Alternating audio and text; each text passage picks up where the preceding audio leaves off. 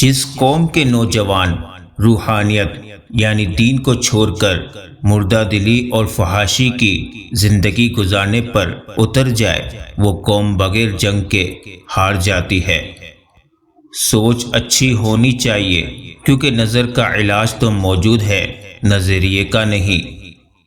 کبھی بھی کسی کو تکلیف مت دیں، جانداروں کو دی جانے والی تکلیف یقیناً آپ کی دعاؤں کی قبولیت میں رکاوٹ بھی بن جاتی ہے اور آخرت کا حساب الگ سے دینا ہوگا۔ ایک باپ کا سب سے مسرت بھرا پل وہ ہوتا ہے جب لوگ کہتے ہیں کہ بیٹا باپ جیسا ہے۔ ایمان تو وہ ہے جو دل میں داخل ہو کر کردار میں ظاہر ہو، ورنہ دعوے تو سبھی کرتے ہیں۔ کوئی دن ایسا نہیں جب میں نے رحمان کو رحیم نہ پایا ہو۔ یا اللہ دلوں سے وہ فکریں اتار دے جن کے بوجھ تیرے سوا کوئی نہیں جانتا۔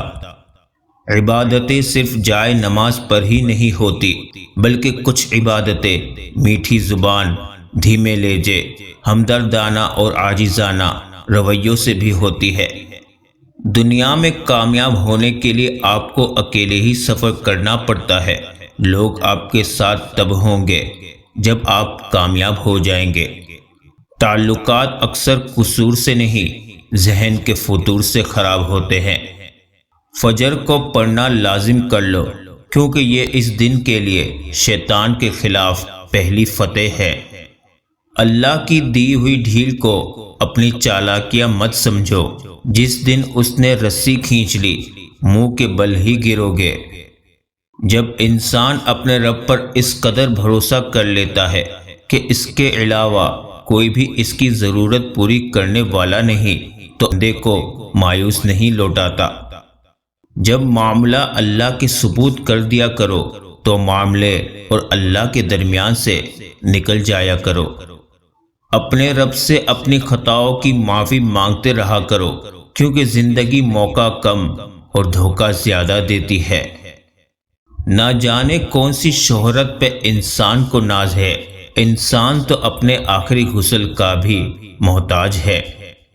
جو لوگ کہتے ہیں کہ سچا انسان زبان کا کروا ہوتا ہے، ان کو جا کر بتاؤ کہ حضرت محمد صلی اللہ علیہ وسلم سے زیادہ سچا اور زبان کا میٹھا کوئی نہ تھا۔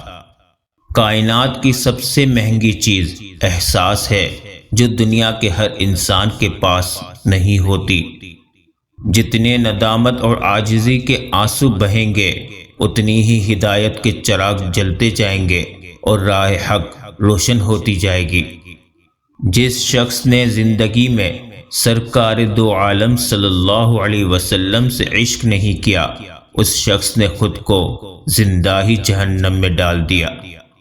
وہی لوگ انمول ہے جو خیر کی خبر دیتے ہیں، پریشانی میں دلاسا اور حوصلہ دیتے ہیں، تنہائی میں اصلاح کرتے ہیں۔ ایسے لوگ قیمت سے نہیں قسمت سے ملتے ہیں۔ کسی کی راہ میں کانٹے بچھانے والوں، کیا تم یہ نہیں جانتے کہ اس کے پیروں سے رسنے والا خون تمہاری قسمت کے صفوں کو کالا کر سکتا ہے؟ یہ یاد رکھنا، اللہ کے یہاں ہر چیز کا حساب ہے۔ کڑوی زبان والے کا شہد نہیں بکتا، میٹھی زبان والے کی مرچیں بھی بک جاتی ہیں۔ یا رب ہمیں ان لوگوں سے دور کر دے جو ہمیں تجھ سے دور کرتے ہیں، اور ان لوگوں سے قریب کر دے جو تجھ سے قریب کرتے ہیں۔ آمین ثم آمین۔ ہر لکھی ہوئی بات کو ہر پڑھنے والا نہیں سمجھ سکتا، کیونکہ لکھنے والا احساس لکھتا ہے اور پڑھنے والا الفاظ پڑھتا ہے۔ ایک شخص کی چپل چوری ہو گئی۔ اس نے ایک عالم سے پوچھا، کیا میرے لیے جائز ہے کہ میں کسی اور کی چپل اٹھا لوں؟ انہوں نے جواب دیا، جب تم پر ظلم ہو گیا تو تم کسی اور پر ظلم مت کرو۔ ہر خطا پہ شرمسار ہوں میں، بس معافی کا طلبگار ہوں میں۔ کچھ لوگوں کی عادت ہوتی ہے ہر بات میں تانے مارنا، مذاق اڑانا یا خامی نکالنا۔ ایسے لوگوں کی باتوں سے پریشان مت ہو، یاد رکھیں بچھو کی فطرت میں ہمیشہ ڈنگ مارنا ہوتا ہے۔ چمچہ جس برتن میں ہو اسے خالی کر دیتا ہے، لہٰذا چمچوں سے بچو۔ اس شخص کو کوئی نہیں بدل سکتا جس شخص کو اپنے اندر کوئی غلطی نظر نہ آتی ہو۔ جن گھروں میں اللہ پاک کا ذکر ہوتا ہے وہاں سکون، محبت اور برکت نظر آتی ہے۔ زبان کو قابو میں رکھو، یہ ایسا تیر ہے جس کا نشانہ اکثر غلط ہی ہوتا ہے۔ جب کوئی امید نہ ہو تب زیادہ یقین سے مانگو، کیونکہ معجزے اللہ کی شان ہے۔ احساس کی دنیا الفاظ کی دنیا سے بہت مختلف ہے۔ ٹوٹے ہوئے رشتے وہ جوڑ دیتا ہے، بات اپنے رب پہ جو چھوڑ دیتا ہے۔ والدین کی دی گئی آزادی آپ کے پاس امانت ہے، اس میں کبھی بھی خیانت مت کیجیے گا۔ جس دن تمہیں یہ معلوم ہو جائے گا کہ جو کام تمہاری مرضی سے نہیں ہوتے وہ تمہارے لیے کتنے بہتر ہوتے ہیں، اس دن تمہاری بے سکونی ختم ہو جائے گی۔